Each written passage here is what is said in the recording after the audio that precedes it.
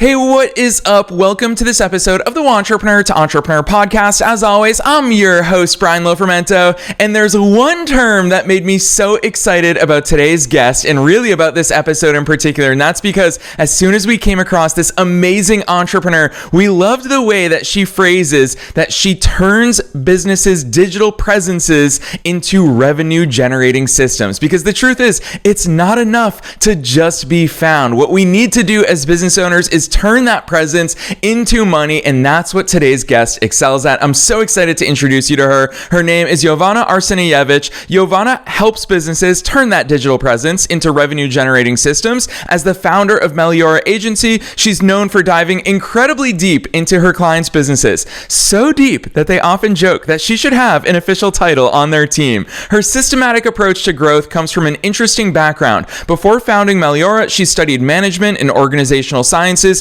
and led a global organization of more than 400 people, developing and implementing long-term strategies, leading different teams, and managing international relations. This experience taught her something crucial. Systems beat hope every time. I'm going to say that one more time for all of us. Systems beat hope every single time. Today, she helps clients build six-figure learning communities, establish authority, and create lead generation systems that work 24/7. Her upcoming book, Your Community Needs What You Know, guides experts through building and launching successful learning communities. This co-written piece is the culmination of her experience helping experts build profitable learning communities. We are all going to learn from her here today, so I'm not going to say anything else. Let's dive straight into my interview with Jovana Arsenijević.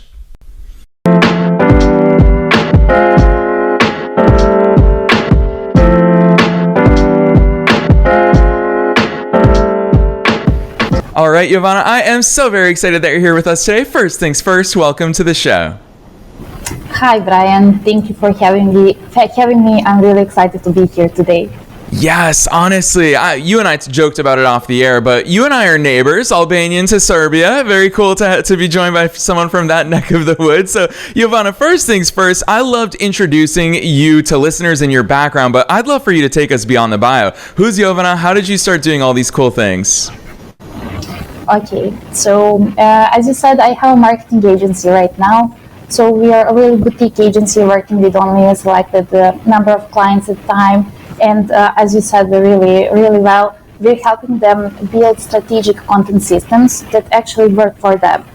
What that means is that we help businesses turn their expertise, knowledge, and solution into content that actually brings them qualified leads and helps them scale and grow their businesses.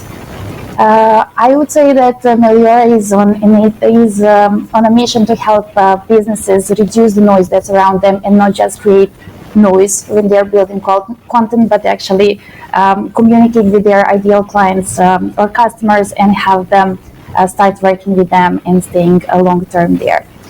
But yeah, to be completely honest, I never planned to have a marketing agency. That I wanted to be an entrepreneur, that's for sure.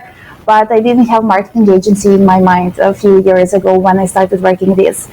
So what happened during my studies, I was working as a freelancer in content writing, and I had some of the clients that I've been working for quite a long time. And then one of them actually came from the USA to Belgrade to visit me, stayed here for a few days. And he opened his laptop and showed me for the first time Ahrefs, Google Search Console, Analytics, and all of the other tools that we use now on a daily basis. And that was the first time that I realized that something that I've been working on for quite a long time. In that point, it was, I think, 6 months, was actually creating results and bringing results to my clients. And just seeing that was, I would say, a turning point. Understanding that there is an actual need in the market for what I'm doing now and what I'm doing now with my team. Back then it was just me, and just to confirm that, a lot of referrals started coming in, and that's when I realized, okay, there is a real market need for this. And it's not only that, it's that these clients, these customers, these businesses, they actually choose to work with us instead of other solutions that were available back then. And one problem that I really noticed back then and I'm seeing it even now with a lot of AI tools, is that content is quite a lot disregarded and thought of something as not that important for your business. Business owners usually focus on paid ads, on something that can bring them results as soon as possible, without understanding that you need to have a foundation. You need to have materials and content that actually represents your company, your methodology, your approach in a way that it really is. Because again, market is really big. There is a lot of competition, but you really need to stand out by those specific knowledges and experiences that you have, and not just have someone write you a blog piece or social media post based on what was in the top results when they've searched for that specific topic, or what they've seen some other creator in the industry do. So that is how I started with Meliora Agency, and yeah, that's where we are right now.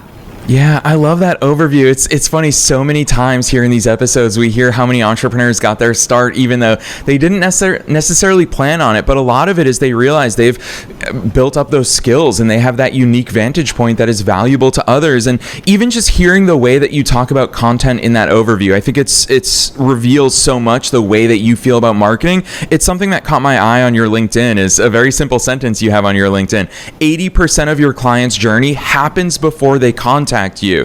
And so that's why hearing you talk about content, I'm thinking to myself, yeah, we all start judging the business long before they've heard from us, long before they know us. And I think that as business owners, we have a tendency to think that marketing starts with us. We get to dictate those, but people are finding us beforehand. Talk to us about that client journey happening before they ever contact us.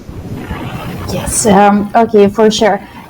You mentioned something really interesting, that is how everyone assumes that the content should be about themselves. Well, not everyone, but the majority of people start from themselves and try to create content that would be interesting to them, or believe it would be interesting for their customers or clients.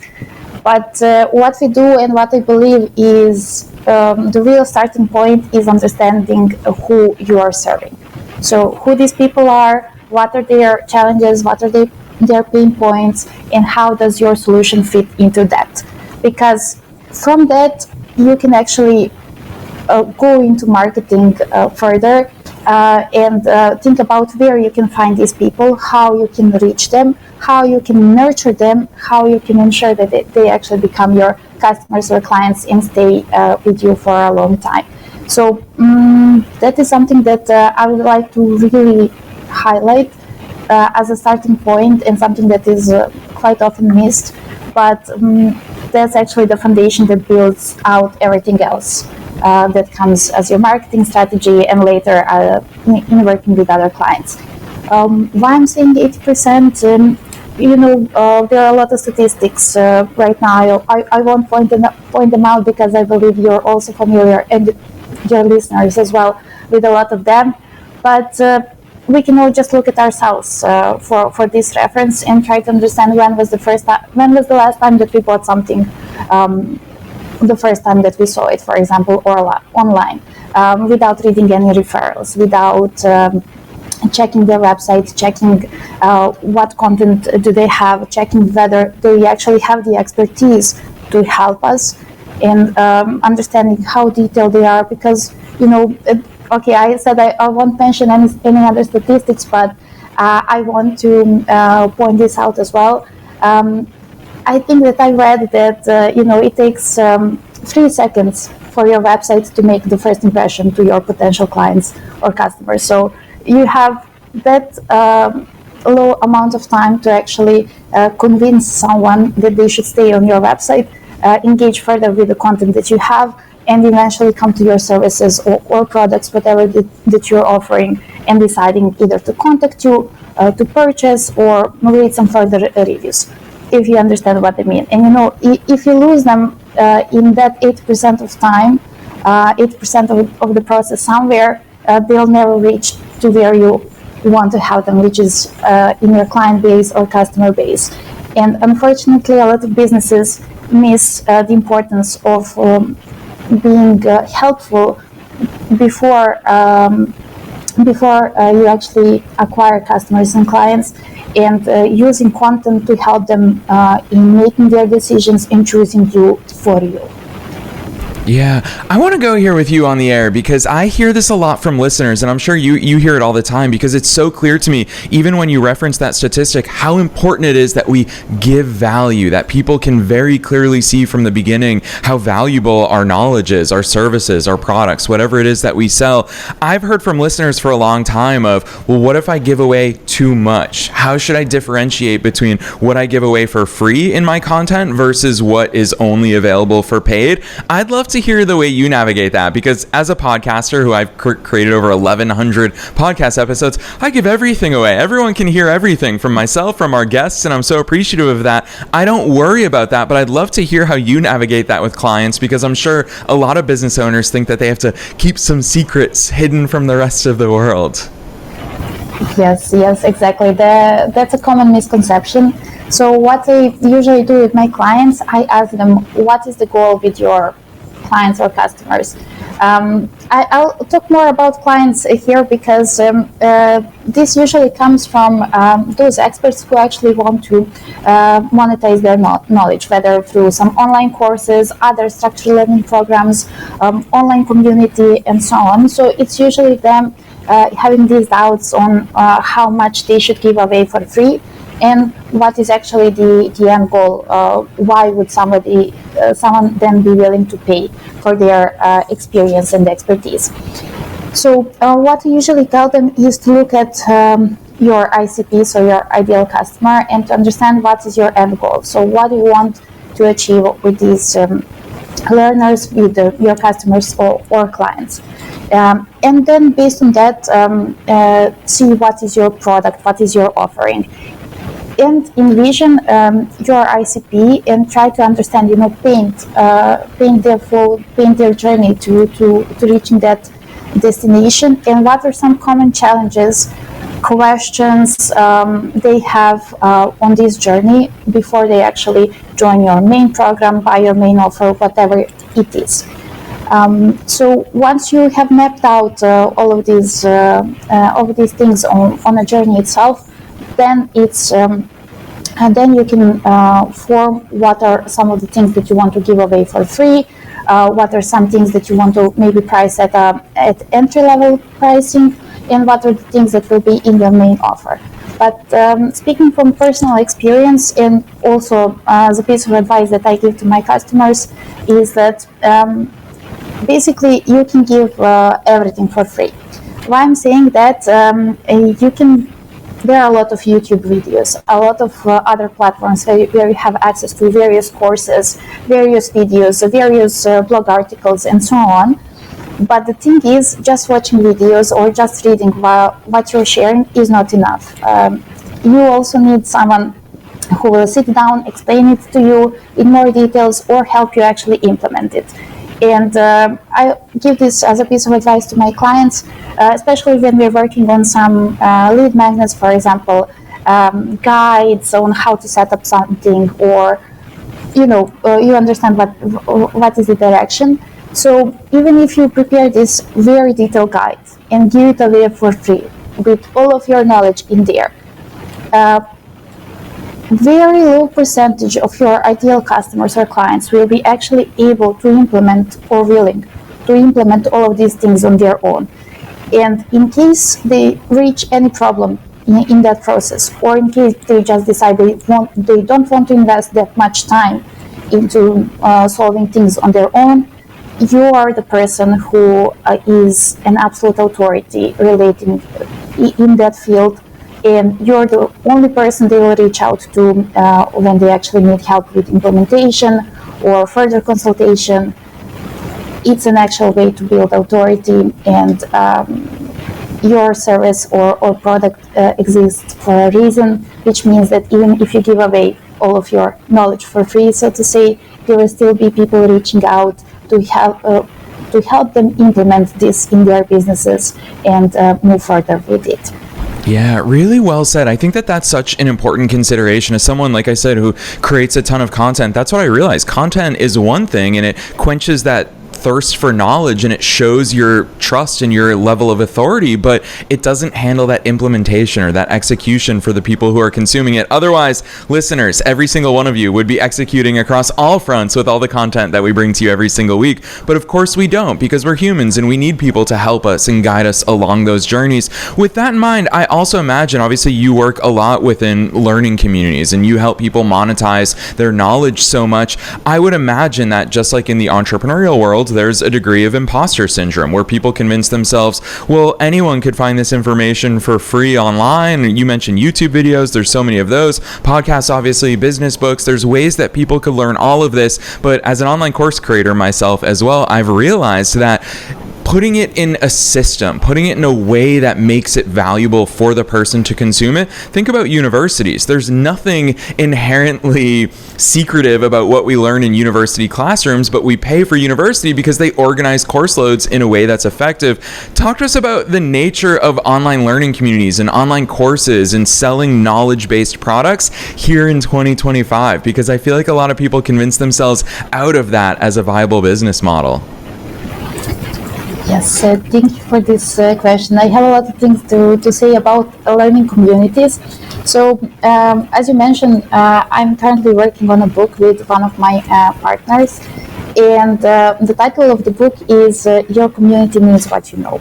So, what is the one strong message that I want to send everyone today is that no matter what your skill level is, no matter what your expertise is, if you have ever created the process yourself, if you have ever helped someone solve a problem, solve a challenge, overcome something, you have some knowledge, you have some expertise that is valuable for other people, and that will actually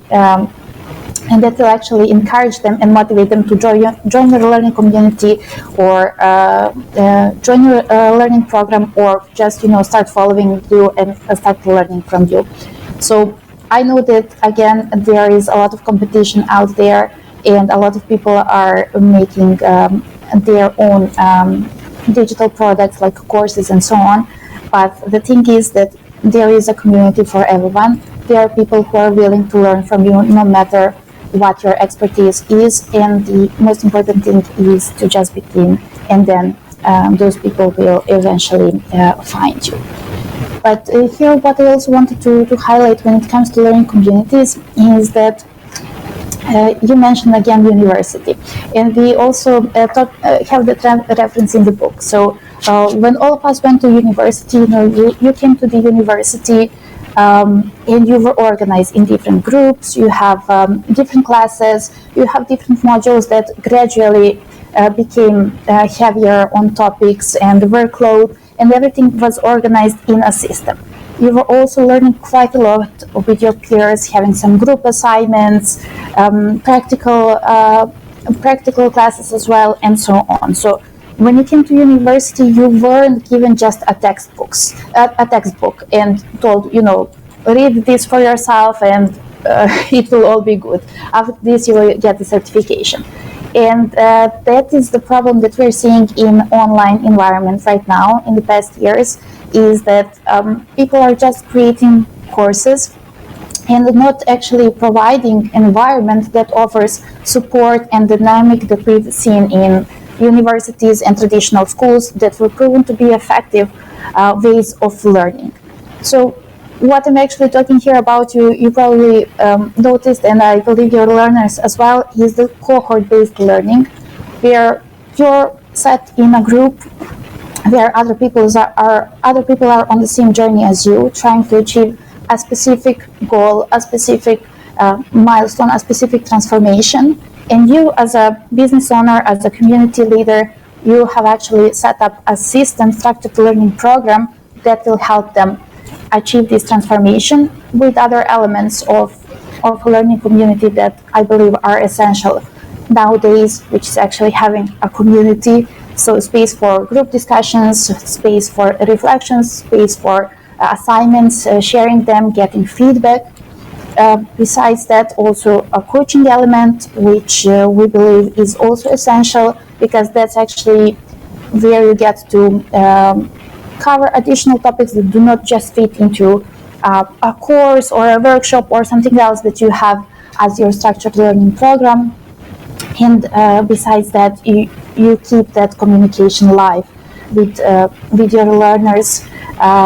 You can coach them, you can answer some of their questions, you can understand better what are their challenges and how to support them moving further. So those are the main things I would say are essential and needed nowadays when we're talking about online learning spaces and online learning communities in general. Yeah, I love that. Listeners, as you see, Jovana is telling us how to increase the value and better serve the people that we're looking to serve with our knowledge. These are such important considerations. And what I want to point out is we can apply this in all different types of businesses. Whether you have an online learning community or not, you can ask yourself these big questions of how can I increase the value of my offerings, and also how can I better serve my people. So I'm really appreciating these insights. Speaking of questions, while we have you here, I have to ask you this question about, it's right there in your bio, known for diving incredibly deep into your clients' businesses. I would imagine that means that you ask really good questions, you understand how to analyze and make sense of situations. What does that look like? How do you go so deep into your clients' businesses? What are those questions? What are the foundational elements that you're looking for? I'd love to know where your eyes go when you assess a business. Okay, that's a good question, and that's something that we also had a challenge with, especially at the very beginning, because clients used to come to me and expect that we write something, create content, for example, create them a website, write some landing pages, or write blog content, whatever the assets are. And without understanding that writing in that entire process is maybe 20% in total, 15-20% of the entire process, and that the hardest and biggest work is actually done in that discovery phase when we are getting to know the business that we're serving, their target audience. Again, not to repeat myself, but I've already explained that entire process. So it was a bit challenging trying to explain to our clients that we need to do this work first and that it will take some time, but eventually what we get as the output is something that you will be actually able to use, that will represent you accordingly, and that will bring you new clients and prospects as you have expected. So over the years, I have created a business questionnaire. That is something that we usually start with. So that's a set of questions that I send out to prospects and to new clients to fill out, to provide us with starting points for a research. So that's everything related to business goals. So what are they trying to achieve as their mission? Again, what are their goals and priorities for this coming year? And again, where they see the content and the marketing fits in their desired picture and desired outcome.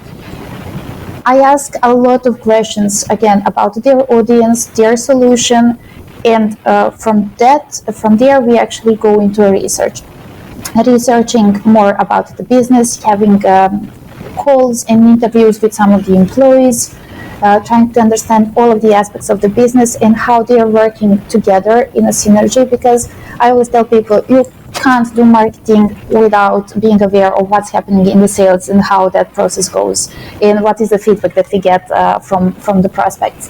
And again, you still need to be aware of all the strategic direction of the business, so you know how to support them with your expertise and with what you're hired to do.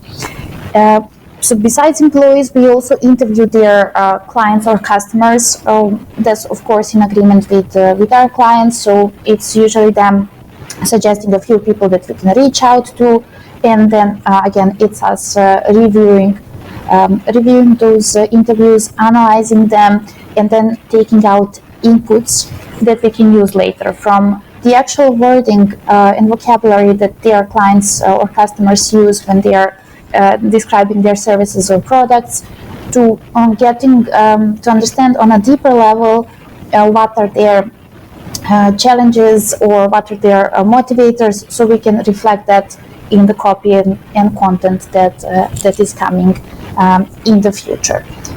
So We have the business questionnaire, we have different interviews with different stakeholders, and another important thing that we do is that we look into data. So we ask our clients to, of course, give us access to Google Analytics, Google Search Console, so we can analyze how things have been going with the website and all of their other channels in the past. Try to map out some patterns, something that we have noticed, and again, this is something that we collect in a big document where we store all of our conclusions from the research. And what's a really important step is, again, meeting with the client and sharing our conclusions, and then getting feedback on how that sounds to them, whether they have also noticed some of these patterns in the past, and does it reflect with company's values, mission, vision, and where the company is headed in the future. Another thing I think I haven't mentioned is that we also analyze competitors. I like to say to my clients that the competition becomes irrelevant at some point, and that's true for a great deal of industries and markets. But why we analyze a competition? Again, we can analyze data from their websites, see how many visitors they're getting, and so on. But we can also see what is their approach, if they are all doing something that's attracting the clients, attracting the visitors, something that maybe we haven't thought about, but would be important to consider when working with our client. And with all of that, we kind of circle this first discovery phase. We meet with our client, and then from there, we can actually start working. But again, as I say, at the very beginning, even after this first discovery phase, that is just the foundation of understanding the business that we are serving. And that's the reason why we choose to work only with a selected number of clients, because it really takes time. It takes mutual cooperation and work to get to know the business as it is, and to be able to serve them in the best possible way. Yeah, I love that overview. We have a phrase here in the United States that says you leave no stone unturned, and it sounds like that's what you do, is you go through their real life data, their real life analytics, their real life customer stories, as well as all of the content that you can find to really create that profile. Gosh, listeners, this is an invitation from Jovana for all of us today to do this work about our own businesses, because you can see how well equipped she is to help her clients when she has that foundational understanding. So much of our conversation today keeps coming back to those foundational elements. We have to understand these things, not guess them, not assume that we know them, not assume that we know our clients, but we actually have to do that research and that work. So I so appreciate those insights. I always love asking this question at the end of every interview because it's super broad. You can take it in any direction you want. And that is, what's your best piece of advice for listeners? Knowing that we're being listened to by both wantrepreneurs and entrepreneurs at all different stages of their growth journeys, and also knowing that you are one of us. You are a fellow entrepreneur yourself, not just someone who's amazing at all of these things we've talked about today, but with that entrepreneurial hat on, what's that one piece of advice that you want to leave listeners with today?